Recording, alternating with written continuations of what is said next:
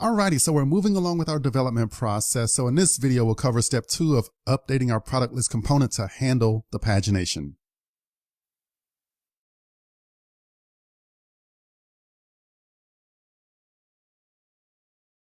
Okay, so let's go ahead and move over to our product list component file.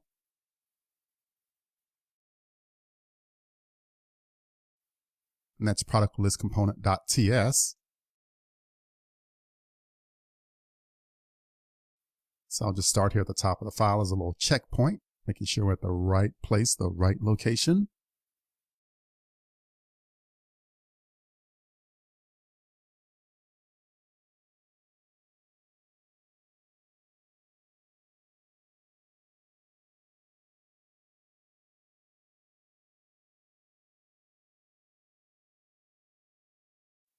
So we'll add this new property here, previous keyword. It's of type string, and we'll make use of it later in our code. Okay, so let's go ahead and move down to our method here, handle search products. And we'll do the bulk of our work here in this method. Let me zoom in a bit. So I'm going to write some quick comments here.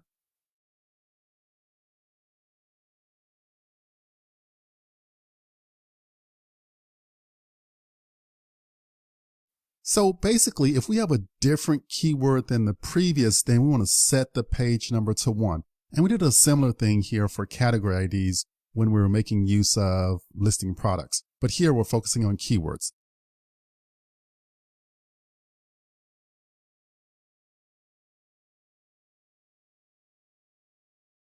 If this dot previous keyword is not equal to the keyword, then we'll set this dot page number equal 1. Basically just resetting it if there's a new keyword coming through.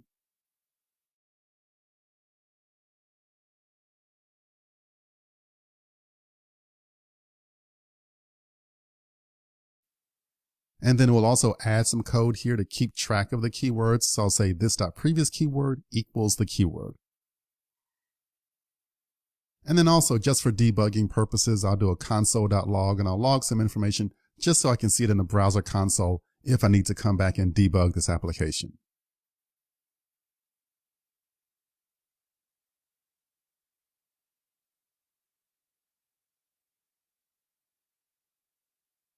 So I'll log the keyword and I'll also log the page number.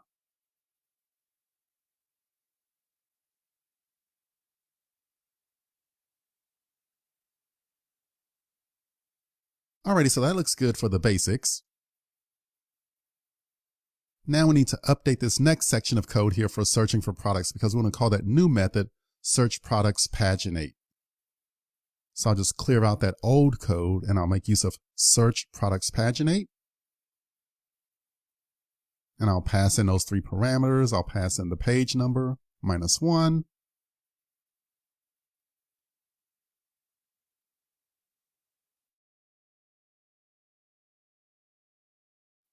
I'll also pass in the page size.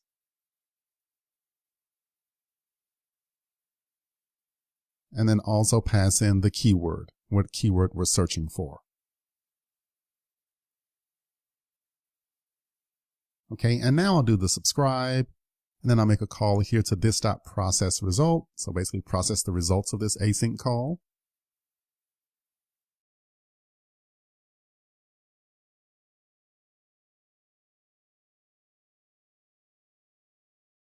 Okay, so that coding is in place, but we still have some work to do. We actually need to define this method process result, and we need to define it in this class. Now let's go ahead and move down to the bottom of this file, and we'll add that new method here for process result. And I'll just zoom in here for a second. And basically what we'll do is we'll take that JSON response and then we'll map it to fields here in this class. So all of the pagination data and so forth, we'll assign it accordingly.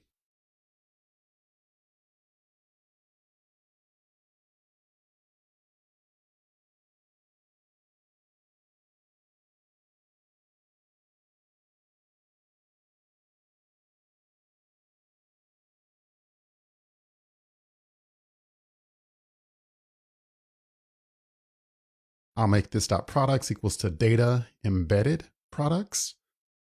And that's the information coming back from that JSON response.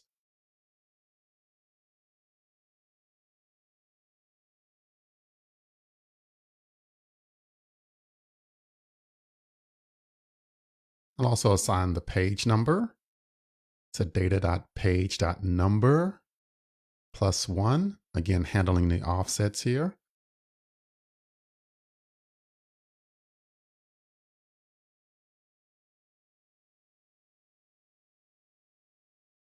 And then we'll have this dot page size equals data dot page size.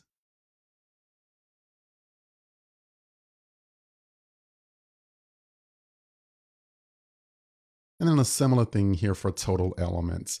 And a lot of this coding you've seen before. Some of this may seem familiar to you. It's because we actually wrote this code before, but I'll talk about this in a second.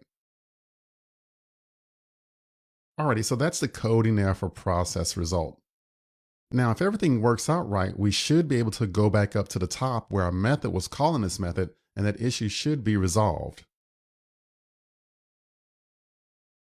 Let's go ahead and scroll up here for a bit, and it handles search products method.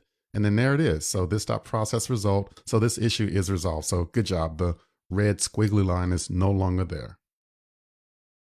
Now let's talk about refactoring some stuff. So in our handle list products method, we wrote a lot of that data code before. So in the list products method, down here in our subscribe, this section of code here, or this block of code, that's the same code that's in process result.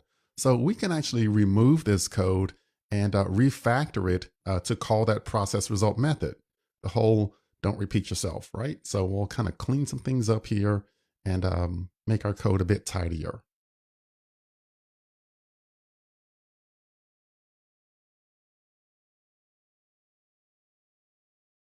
So in the subscribe method, I'll do a similar thing here, just called this.processResult.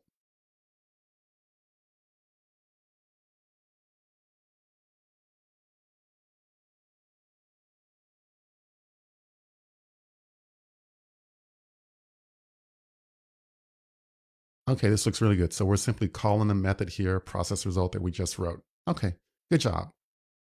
Alrighty, so this looks pretty good. I'm getting excited. I'm ready to run it. So we'll go ahead and get it started and test this out. The first thing we need to do is get our Spring Boot application up and running. So I'll swing over to IntelliJ and I'll just run the Spring Boot e-commerce app.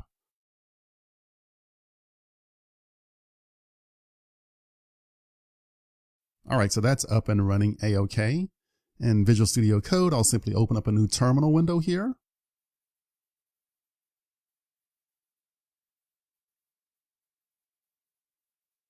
And I'll go ahead and get my Angular application up and running.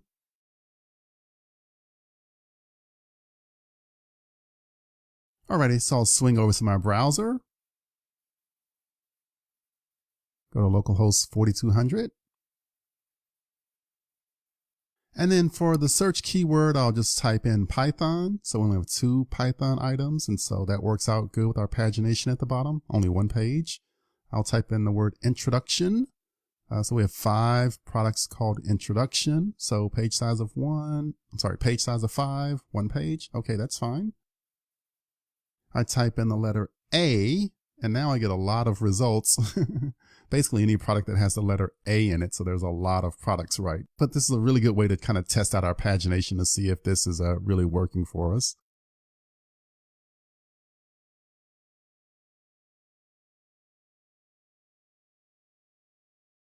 So then I search for Java, I see the results, change the page size to 5. Alrighty, this is great. Our pagination is working for searching by keyword. This is some really good stuff. I'm excited, and I like to say, good job, my friend.